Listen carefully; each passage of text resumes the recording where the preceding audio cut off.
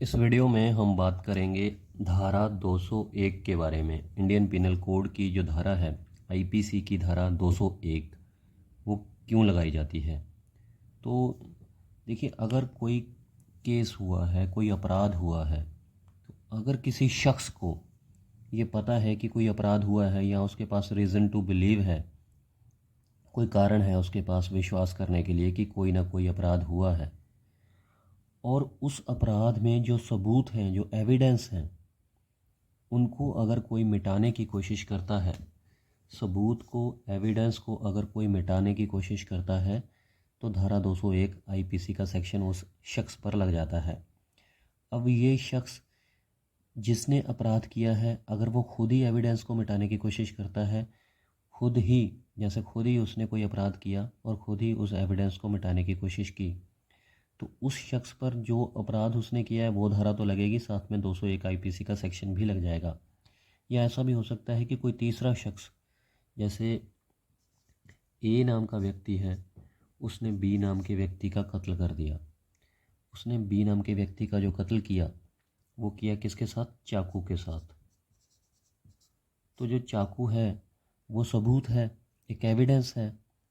तो जो सी नाम का व्यक्ति है, जो कि ए का दोस्त है, रिश्तेदार है, कुछ भी मान लीजिए, तो वो क्या करता है, इस चाकू को छुपा देता है, कहीं दबा देता है मिट्टी में या किसी नदी नाले में फेंक देता है, किसी भी तरीके से उस एविडेंस को मिटाने की कोशिश करता है। तो जो सी नाम के व्यक्ति पर धारा 201 आईपीसी का सेक्शन लग जाएगा।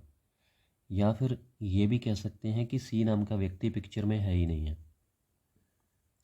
ए नाम के व्यक्ति ने बी नाम के व्यक्ति को चाकू से मारा, और जो चाकू है, देखिए, इसने इसको जान से मारा, तो धारा 302 तो आईपीसी का सेक्शन तो लगेगा ही लगेगा जब वो पकड़ा जाएगा।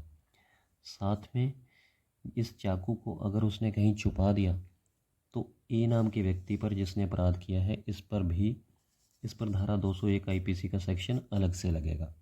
तो इस तरीके से या तो कोई अगर सबूत मिटाता है, एविडेंस को मिटाता है, छुपाता है, उस पर धारा 201 आईपीसी का सेक्शन लगता है। अगर किसी व्यक्ति को ये पता है कि कोई अपराध हुआ है और उसकी गलत जानकारी भी अगर कोई देता है, जानबूझकर अपराधी को बचाने के लिए किसी अपराध के बारे में गलत जानकारी अगर कोई देता है पुलिस को, तो भी धारा 201 आईपीसी का सेक्शन उस व्यक्ति पर लगता है। अब इसमें ये पता कर लेते हैं कि इसमें सज़ा का क्या प्रावधान है। देखिए, अगर पहले मैं ऑलरेडी बता चुका हूँ कि सबूत मिटाने के लिए या गलत जानकारी देने के लिए धारा 201 आईपीसी का सेक्शन लगता है। अब जो अपराध हुआ है, अगर तो उसकी जो सज़ा होती है, किसी ने कोई अपराध किया और उसकी जो सज़ा है इंडियन पिनल कोड में, वो डेथ पेनल्टी है। मतलब उसकी सज़ा जो है मौत की सज़ा है। तो अगर कोई मौत की सज़ा वाले ऑफेंस में सबूत मिटाने की कोशिश करता है, सबूत मिटाता है या गलत जानकारी देता है, तो जिसने सबूत मिटाया है उसको जो सज़ा मिलेगी वो मिलेगी 7 साल तक की सज़ा मिलेगी, साथ में जुर्माना भी लगेगा, फ़ाइन भी लगेगा और 7 साल की सज़ा भी मिलेगी। अब सेकंड केस में क्या है कि अगर कोई अपराध हुआ है और एविडेंस मिटाने की कोशिश की गई है, तो जो अपराध हुआ है अगर उसकी सज़ा 10 साल से लेकर लाइफ इम्प्रिजनमेंट है, मतलब 10 साल से लेकर उम्र कैद तक है, तो जो जिसने सबूत मिटाने की कोशिश की है, जिस पर धारा 201 लगी है, उसको 3 साल तक की सज़ा मिलेगी, साथ में फ़ाइन होगा। तीसरे केस में क्या है कि अगर कोई ऐसा अपराध हुआ है जिसमें सबूत मिटाने की कोशिश की गई है और जिसकी सज़ा 10 साल से कम है, तो जिस पर धारा 201 लगी है उसको सज़ा मिलेगी 1/4, चौथा हिस्सा। चौथा हिस्सा कैसे? जैसे मान के चलिए कोई अपराध हुआ और उसकी सज़ा है 10 साल, और इसमें जिस पर धारा 201 लगी है, जिसने सबूत मिटाने की कोशिश की है, उसको 10 साल का चौथा हिस्सा, मतलब 2 साल तक की सज़ा होगी उसको। तो इस तरीके से इसमें सज़ा का प्रावधान बनाया गया है, 3 कैटेगरीज बना दी गई हैं।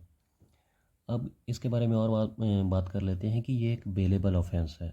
बेलेबल का मतलब होता है कि जमानती अपराध जिसकी जमानत जो है वो थाने में ही हो जाती है, पुलिस स्टेशन में ही हो जाती है।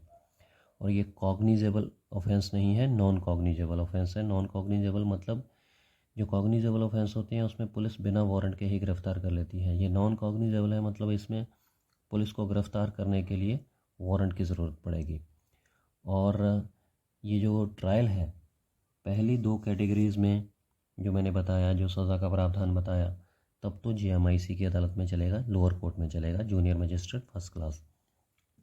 और जो सबसे ऊपर वाली कैटेगरी है जिसमें सज़ा का प्रावधान जो है वो 7 साल तक है, तो वो जो ऑफेंस है अगर वो लग जाता है तो उसमें जो ट्रायल है वो सेशन कोर्ट में चलता है। और ये नॉन कंपाउंडेबल है। नॉन कंपाउंडेबल मतलब ये गैर समझौतावादी है, इसमें समझौता नहीं किया जा सकता। तो उम्मीद करता हूँ आपको क्लियर हो गया होगा। कोई कन्फ्यूजन रह गई हो तो प्लीज़ कमेंट करके ज़रूर बताइएगा। अगर ये वीडियो अच्छी लगी तो लाइक ज़रूर कीजिएगा और चैनल सब्सक्राइब कर लीजिएगा। नेक्स्ट वीडियो में सिंपल शब्दों में किसी और लॉ पॉइंट के बारे में बात करेंगे। शुक्रिया, धन्यवाद।